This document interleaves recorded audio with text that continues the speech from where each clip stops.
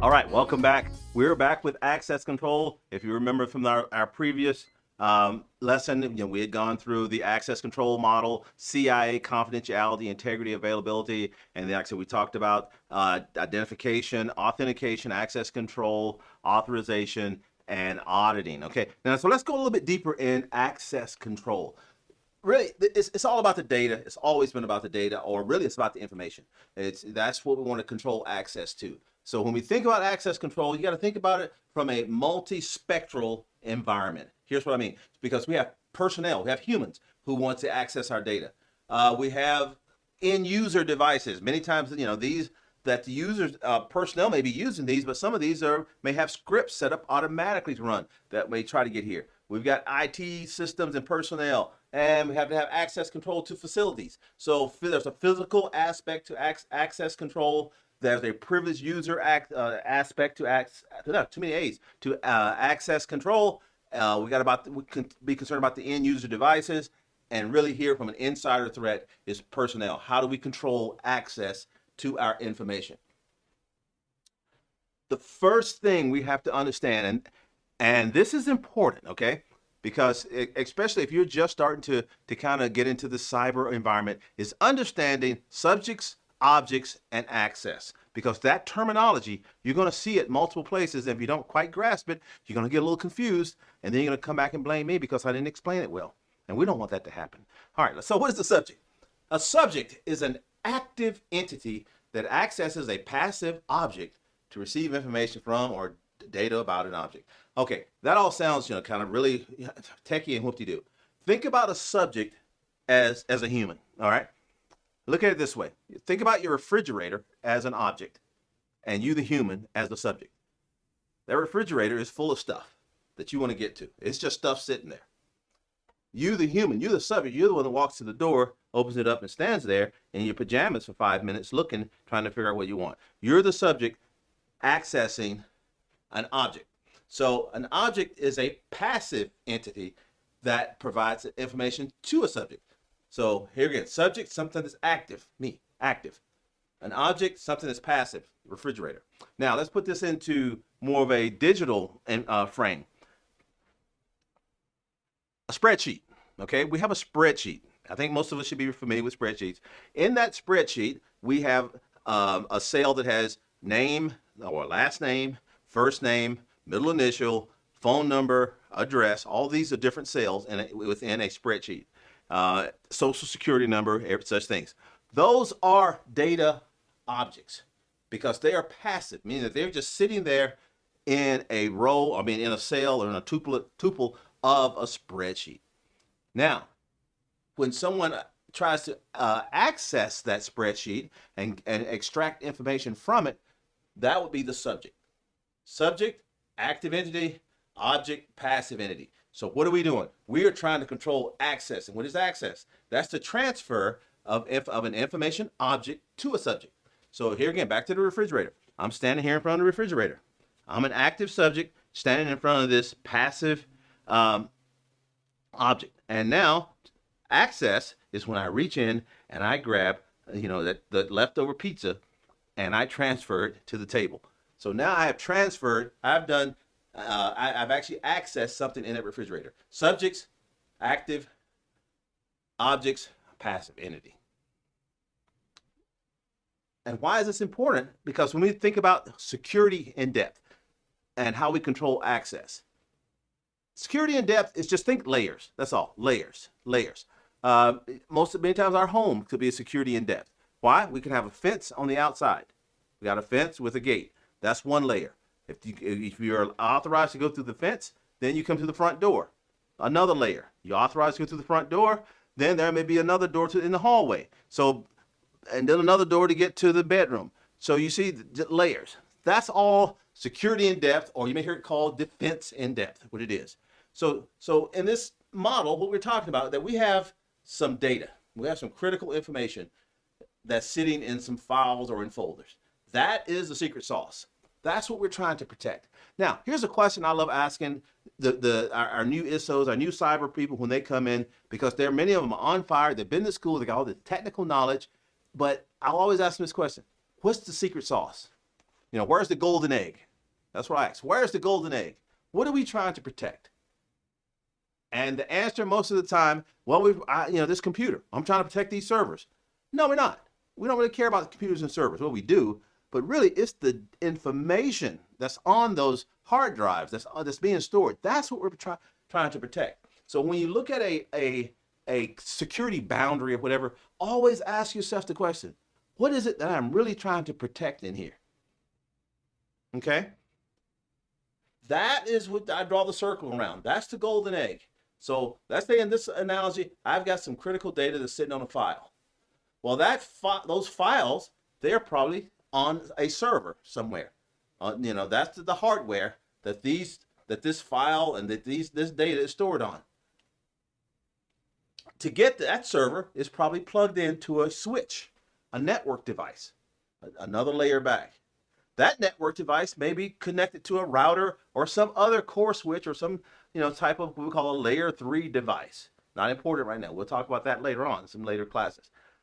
And here is my computer that's connected to that device, that connects to this device, that connects to this device, that connects to there.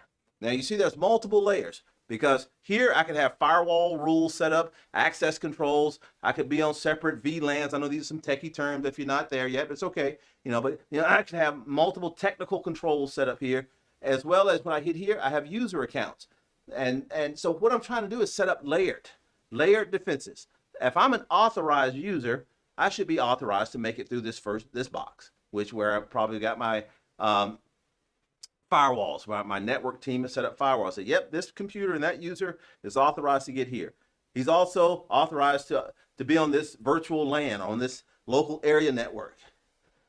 Authorized to have an account on that system. And he has been given access to these files that are in this folder. So you see how many layers that we have? Those layers are there for a reason. Why? Because we want to protect unauthorized our information from being exploited, the risk formula, from being exploited by unauthorized users. So let's say I may have an unauthorized, some type of adversary who's sitting outside of my network trying to hack in. Well, I should have rules put in place here at this device that only allows authorized people. So that individual is blocked there. I may have somebody within my organization. Okay, they could make it through here, but they may not still be authorized to get here as well. So they may be blocked inside the organization on a network device that blocks them. I may have an individual that may even have rights on the same server. He's in the organization. He should be there. He's got an account here.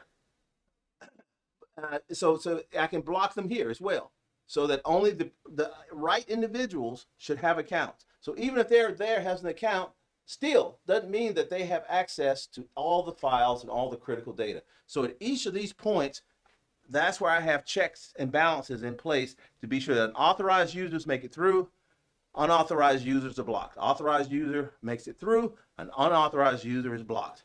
Unauthorized user comes in, has an account. Unauthorized users should not have an account, even if that individual is in my organization and may even be in the section or the department we work in. And then here, this is that last realm of protection, that even if you get all the way to here, we should have what we call different types of access controls, like discretionary access control or mandatory access controls, that says that no, you cannot get there because you're not authorized. Security in depth, defense in depth. This is how we control access in a layered environment. And why do we do that? You remember I always say, I can teach you the how, but here's the why. Years ago, when we first started thinking of this thing with cyber and networking, we were kind of using what we call the moat model. Means that we drew a big circle around our network. We put these firewalls in place, that nobody can get through it. Kind of like in the days with the kings and castles, right? They dig a big moat and build a big wall around the castle and try to keep the enemy out. Well, what we've come to realize, especially with insider threat, that the enemy is already inside of our network. So no longer can we just put a big wall around the network and think we're good. So now we have to be sure that we put partitions, we put firewalls at different places in the network in a layered perspective so that we can hopefully mitigate the threat of an insider threat, someone who's actually authorized to get inside the wall and protect against that. That's the why. That's why security in depth is so important. And that we have to think in that perspective at all times. Now, we talked about access control methods. These are three of the kind of major methods that we talk about: mandatory access control, discretionary access control, role-based access control. And there are some others. There's rule-based and some others. But for the purpose of keeping it simple, we're just going to talk about these three: mandatory, MAC; discretionary, DAC; role-based, RBAC. That's what those mean, if you've seen those in your Security Plus training.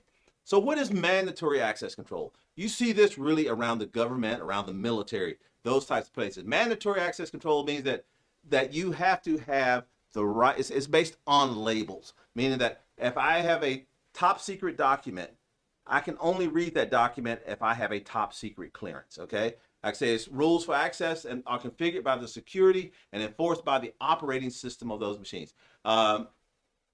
Decisions based on security labels, whether it's classified, confidential, secure, secret, top secret, etc., whatever it may be. And then we use MAC, like I say, where classification and confidentiality is of the utmost importance. So, and the thing about mandatory access control, it doesn't matter if I created a document, if I just can't arbitrarily give access to that document if the individual who wanted to receive it do not have the right security label. I can work in an environment where I've just created a secret document. However, my wife, who I work with, she only has access to confidential information. I cannot give her access to confidential information unless she has secret. That means that's what that means, no read up. If I'm sitting here, I can't read anything up higher than where my security clearance is.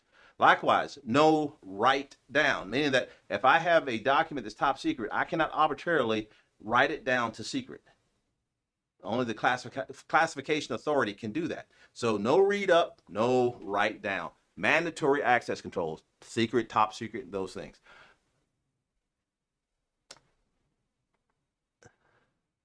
So let's talk about role-based access control. Also called, sometimes we call it non-discretionary, okay? Now, role-based, that is based on your role in an organization, you are given access. It determines how subjects and objects interact based on the controls we put in place based on their roles.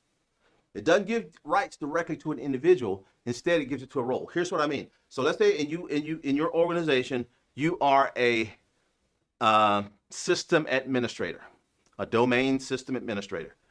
When you come into the organization, you were hired for that role.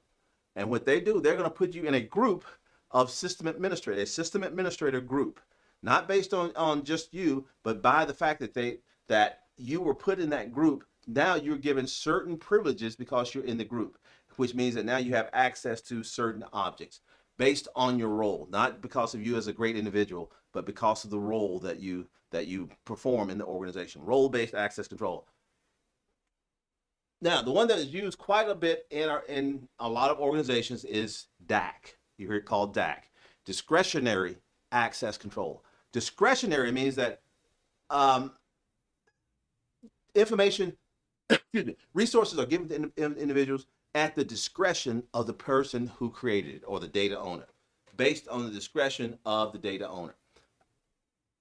And we build these with what we call access control lists within the operating system. This is a snapshot out of a Windows system that shows that, okay, we got a document that was created. Now the information owner, they can provide the permissions. They can give people full control. You can be able to read it, write it, do certain things to it, but it's up to the information owner who can provide that level of access. Is at their discretion.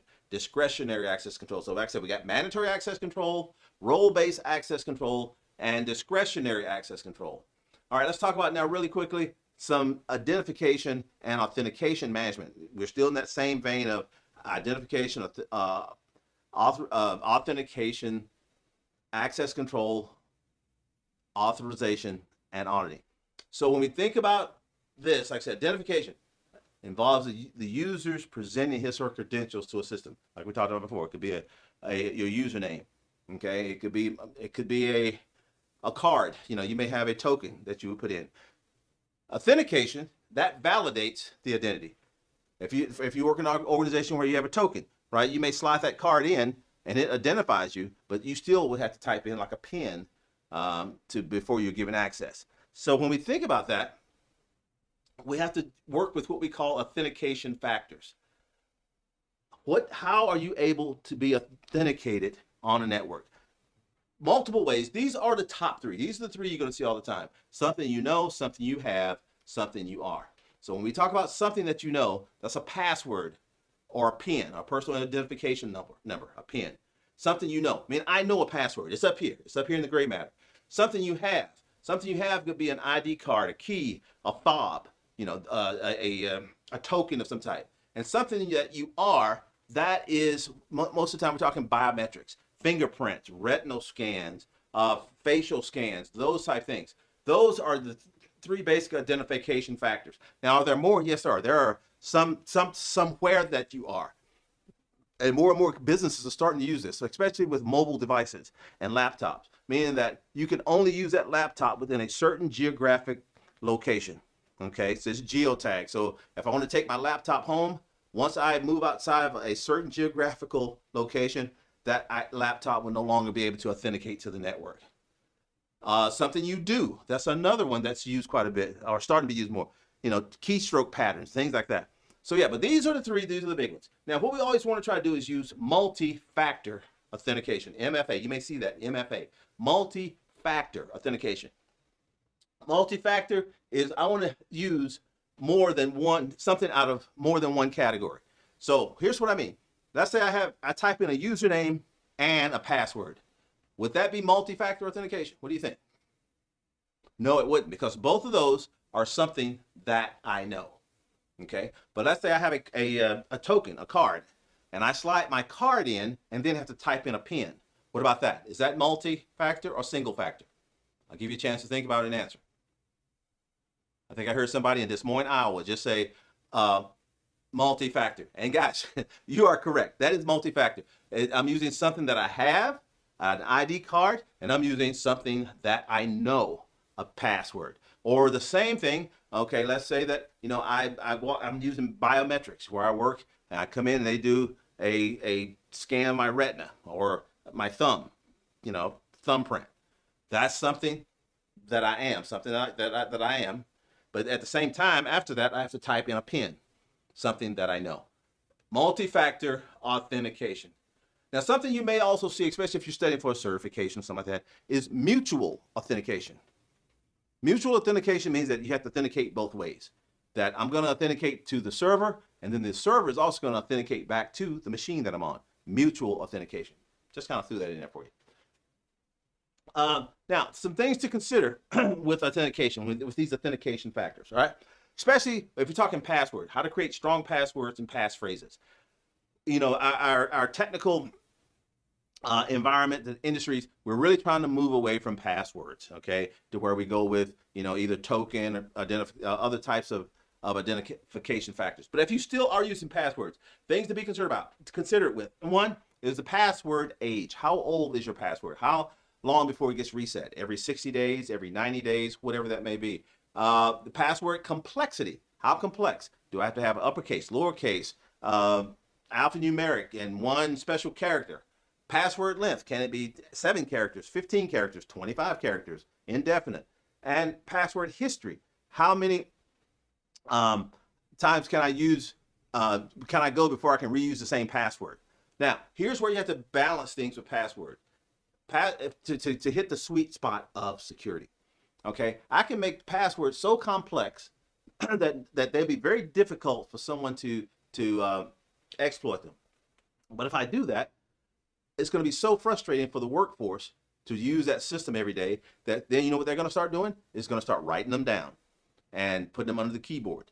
So all the things that all the security mitigations that I put in place, I've just kicked them to the curb because people are writing down their passwords. So you have to find a balance between operations or usability and security. There's always that balance. We can secure something to death, but if it's no longer usable, what good is it? So you want to find that sweet spot when you're dealing with passwords and passphrases. Smart card and tokens, always good to do. Like I say, it uses encryption, public key encryption. Yeah, we call it PKI. Now, thinking with these are not the saviors of the world. Why? Because they get lost. Encryption keys can get compromised. So there are things to always consider there as well.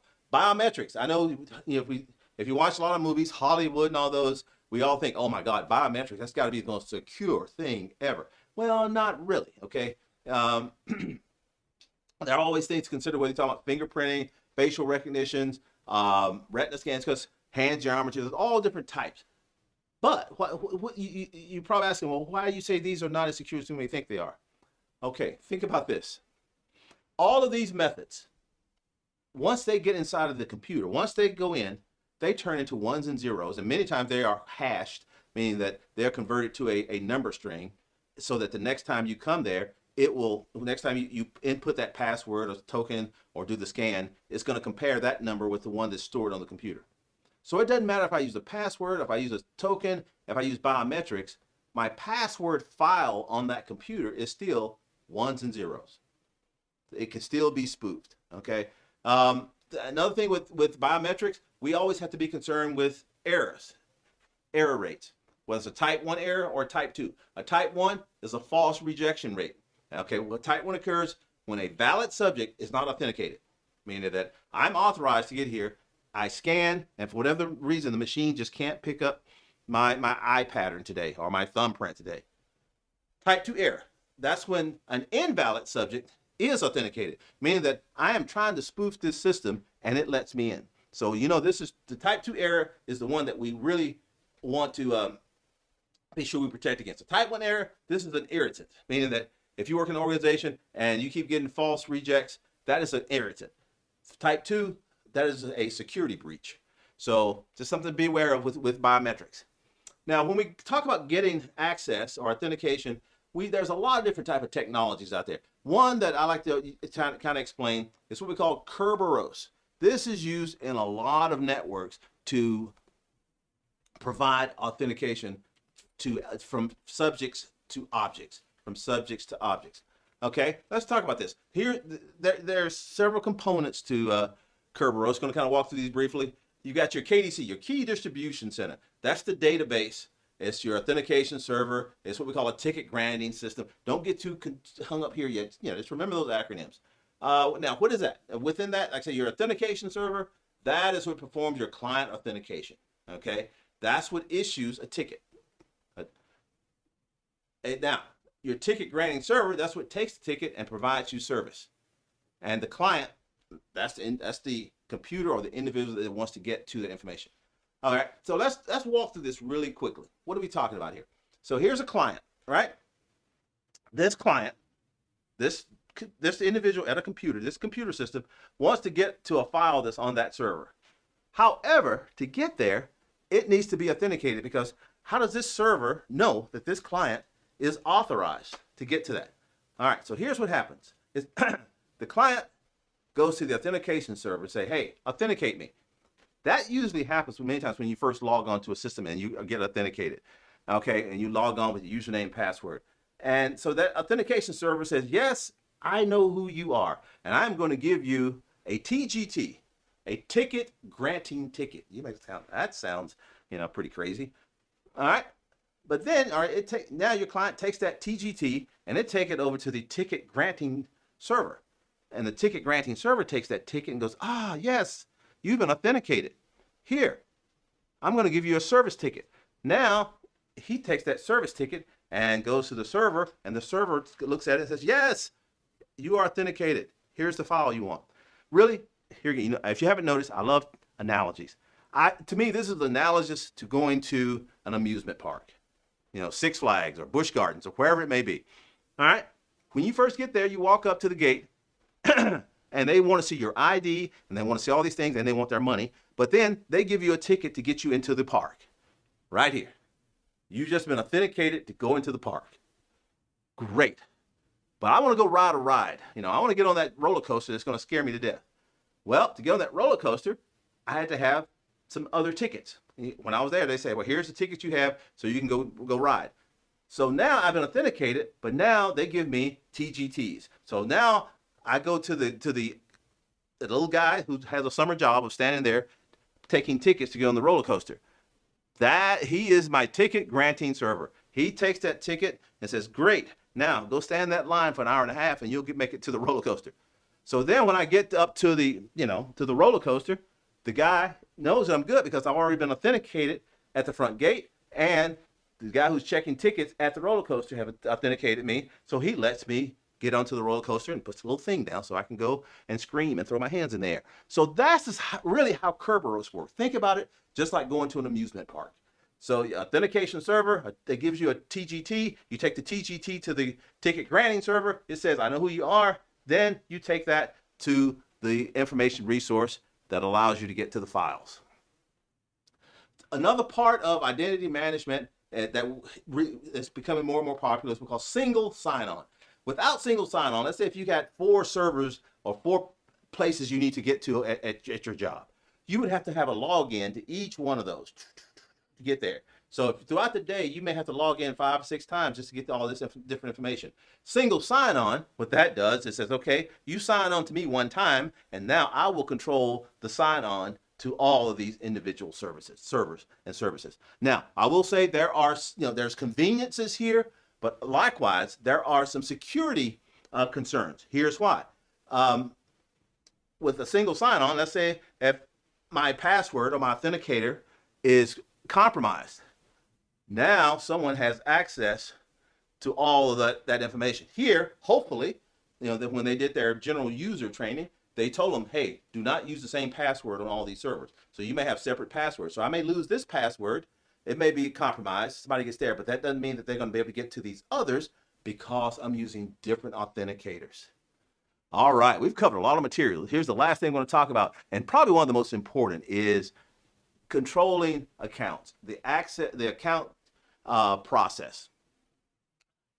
One of the first things you do when somebody comes into your organization, you have to provision an account. This is the creation of a new account and giving them the right privileges. We talked about mandatory access control, role-based access control, discretionary. This is where it starts right here. So when new individuals come into your organization, you should know the role that they have, and that way you can grant them the right accesses with their account. That's the account provisioning process. Now, on a periodic basis, we should also be reviewing these accounts. Why? Because that individual who came 3 years ago, they may have moved to somewhere else within the organization and do not need the same roles and accesses. So that's where at least annually, you should be reviewing accounts to be sure that everybody still are in the place they need to be. The last part of this is deprovisioning. This is very important. What happens when a person leaves your organization? That account, we should be disabled as soon as possible. Now, many times it's very easy, like say, when somebody leaves the organization because they're out process. What happens when people move within your organization to another department? That's part of that deprovisioning that should be attached to your account review process. All right, so we've covered a lot of things. We're going to take a little break here. We're going to come back in another section. And yes, I have a quiz for you. I didn't say that up front. Sorry. But yes, we're going to have a quiz. So hope to see you right back for the next lesson.